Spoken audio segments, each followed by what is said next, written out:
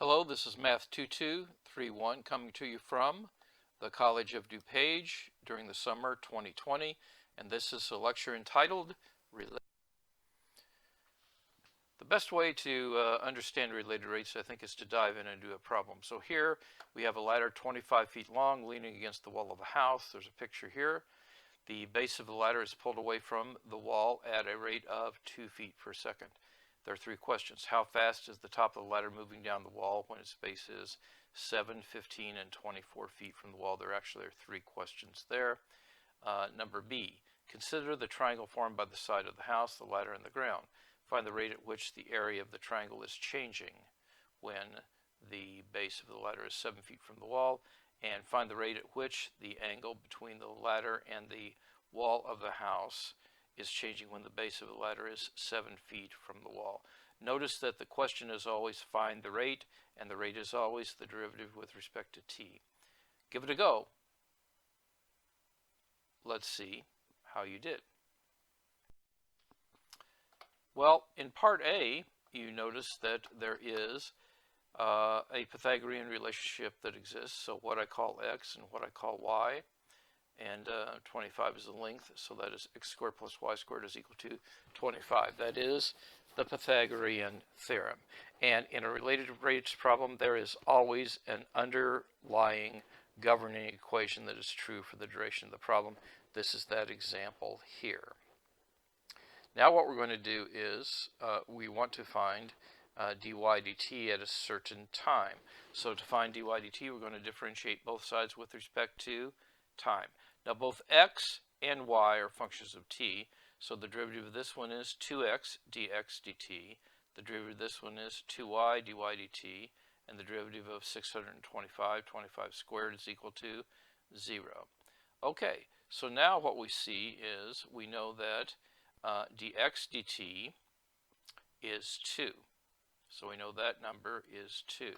When x is 7, that number is going to be 14. And we can find out what y is from the Pythagorean theorem. So we have 14 squared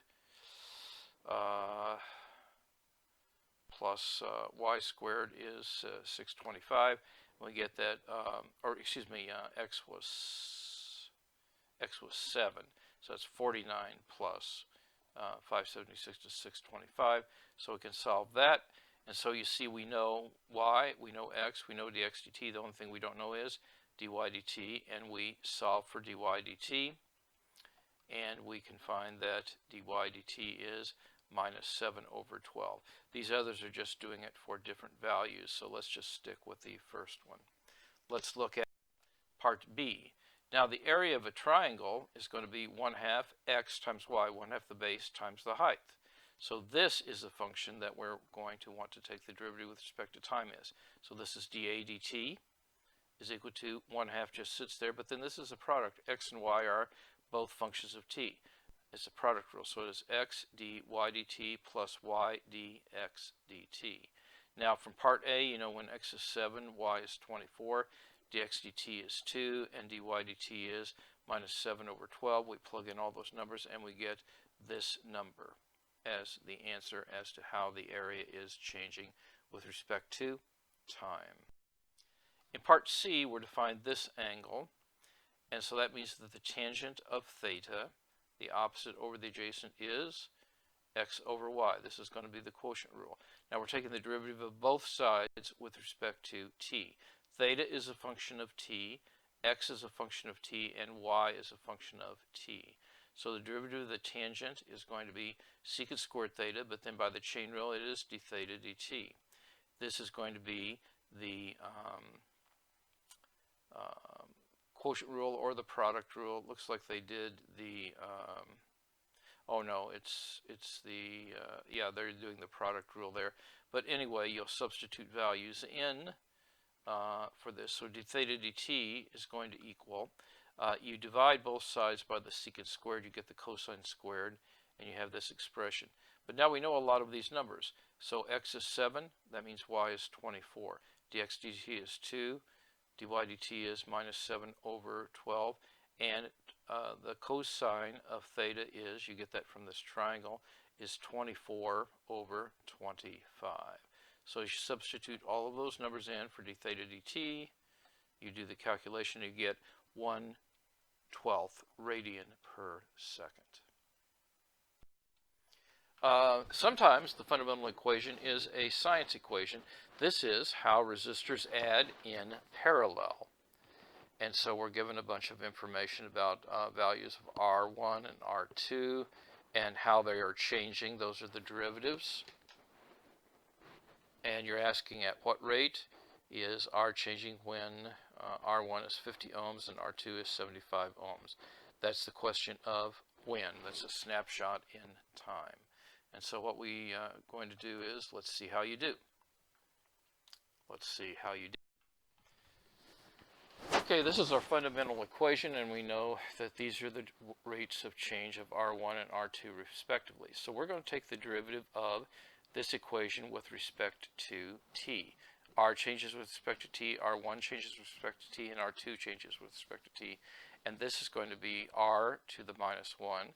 This is going to be R1 to the minus 1. This is R2 to the minus 1. So when we take the derivatives, we will get 1 over R squared dr dt by the chain rule. Here we're going to get 1 over R squared times dr1 dt by the chain rule. And here we'll get 1 over R2 squared times dr2 dt by the chain rule. And so what we can do is we can say when R1 is 50 and R2 is 75, we substitute into this equation and we can solve and find that R is 30.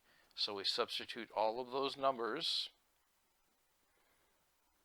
into this equation, and we are solving for dr dt, and we get dr dt is 0.6 ohms per second.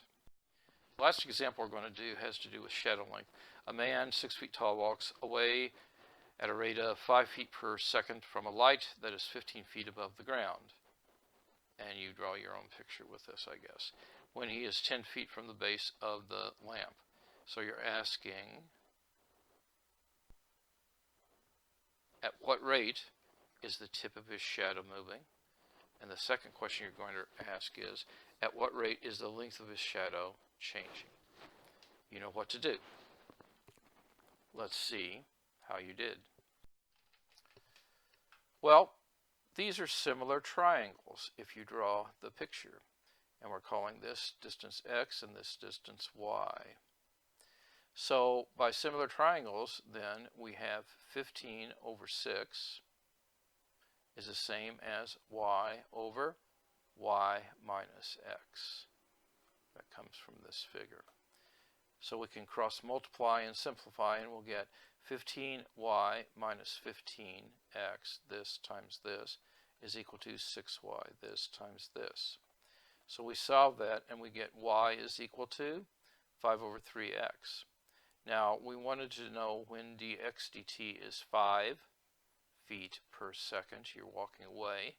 And so we put dy dt is going to be 5 over 3. There's the 5 over 3 times dx dt.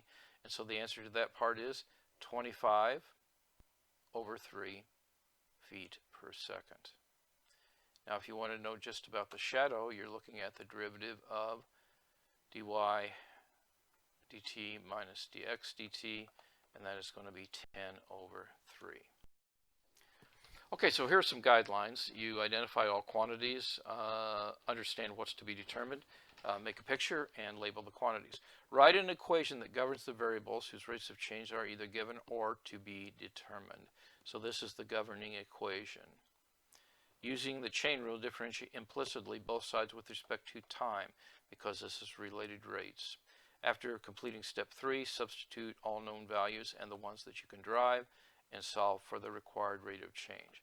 And when using these guidelines, make sure you perform step 3 before step 4, because step 4 you're substituting values in, and that will change the way the chain rule works.